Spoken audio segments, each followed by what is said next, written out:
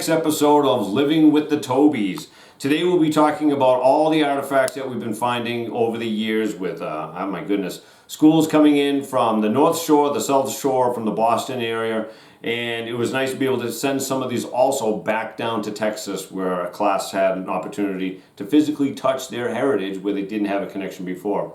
So in this episode, we're going to talk about the native artifacts, because there's a great big native component to our site, as well as the colonial artifacts from probably starting around the early 1600s, although one is from the late 1500s. So let's get going, and just so you know, this is a Thanksgiving time, and I wish happy Thanksgiving to everybody out there, and let's get the show on the road.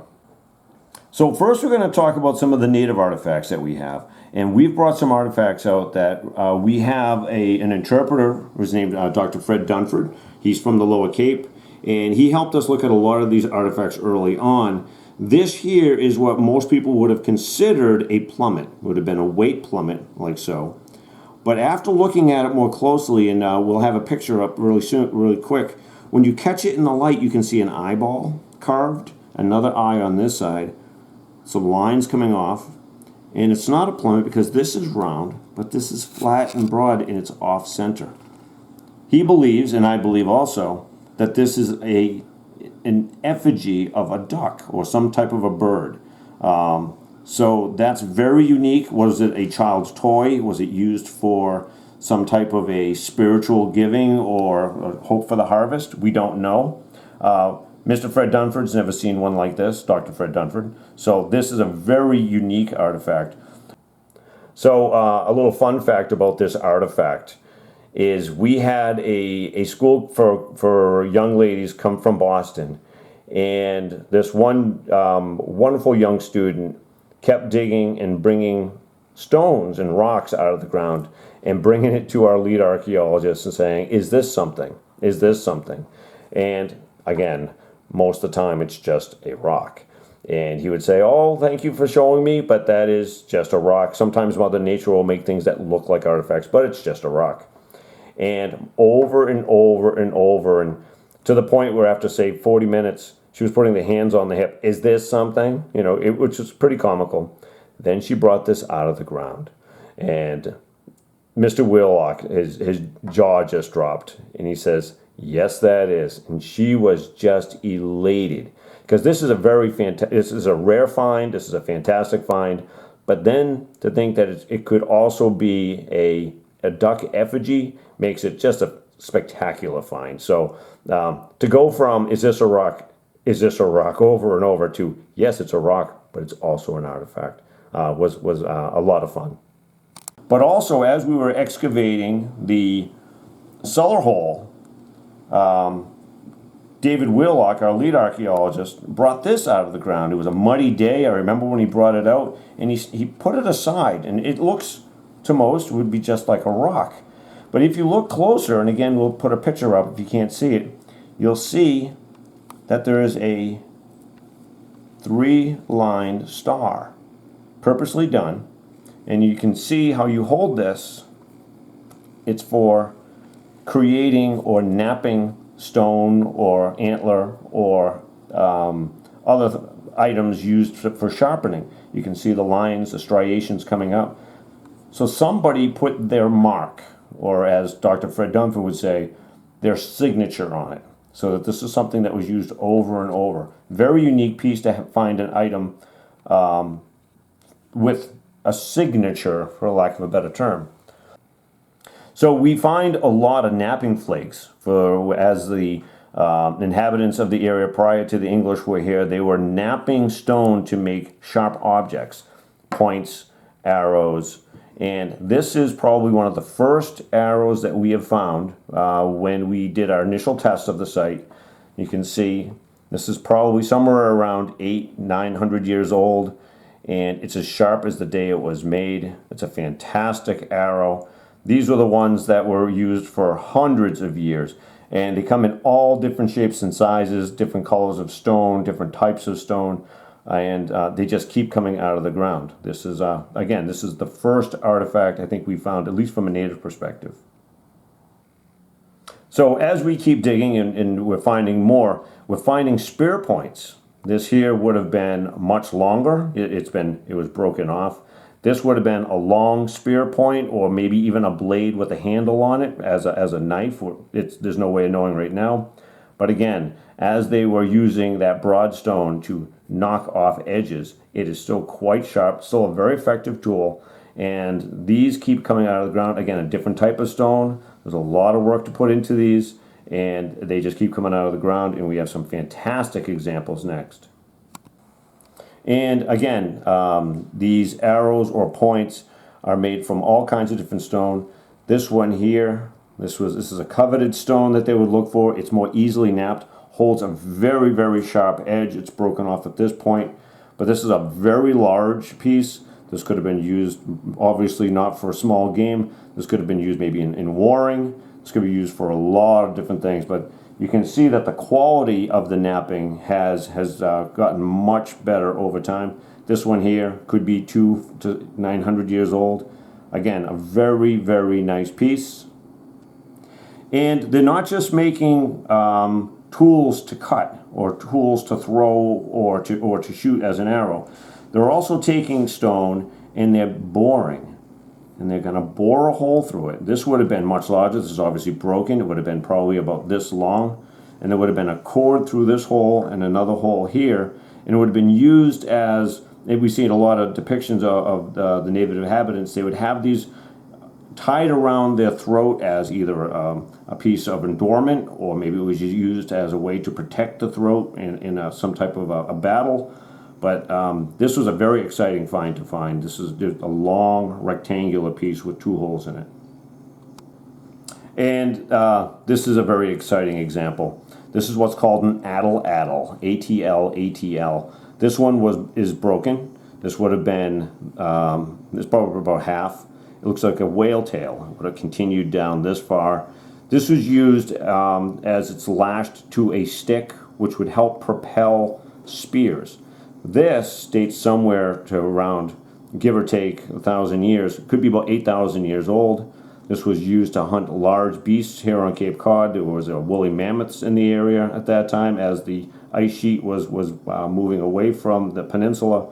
So to have an atl-atl, I think this is the 3rd in our collection that we found so far, is really exciting. You can see how it's been worked so it would lay flat.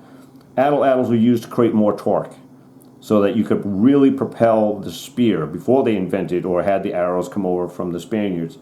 And they needed to propel these hard and fast going after large animals like woolly mammoths. You have to, it's called throw and run. So the very exciting piece. So now we showed you a lot of the native artifacts. Now we're looking to the English or the colonial period. And this is a very exciting find that was found at one of our field trips. Again, multiple pieces were found because everything is typically broken. They do fit together.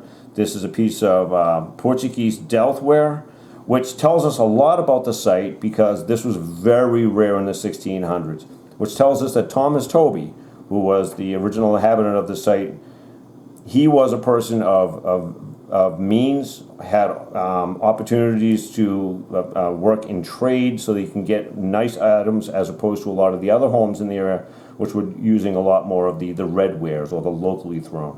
This is a very, very expensive, would have been a large platter.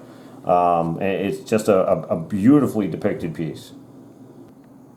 So now we find some of the tools that were used by the English. These are obviously musket balls, very heavy. This one is quite large in diameter. This one a bit smaller. What's nice about this one here is it still has remnants from whatever it was shot at. You can see where it hit and it abraded. So this is just a very nice find. This one here, you can even see the flat, wherever it hit, it would leave the mark again. These are made of lead. They're very heavy. And again, says a lot about what they were using at that time. And these were found, again, at a field trip, but in context with other items from the mid-1600s. And as we look at more of the English artifacts, we're starting to find more of the housewares and the things that are defining the people that are living there. Here we'll see, and very charming, these are 2 thimbles. They are, as I'm going to say, good as they were made back in the mid 1600s. A lot of the detail is still there. They haven't rotted into the ground because of the materials that it was made out of. Very charming. Again, they had to make all their own clothing. This here, these are a couple of buttons for clothing. Very interesting about this one is there is a G on it. Now we do know that Thomas Tobey had a son named Gershom. He's in. You can see him in the will. Fantastic. This is probably a cuff link and a button.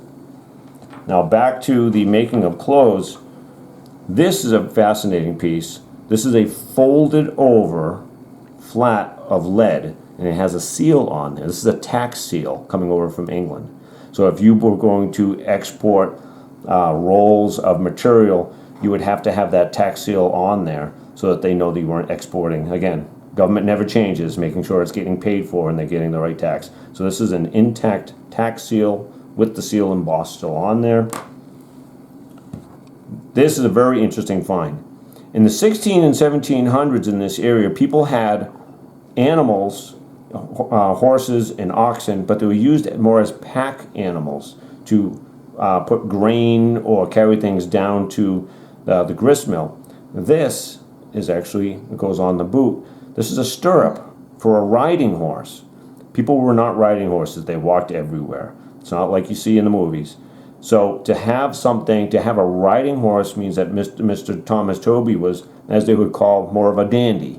He was kind of showing off, he had a stirrup, and he had the means to have a riding horse or pony as opposed to the others.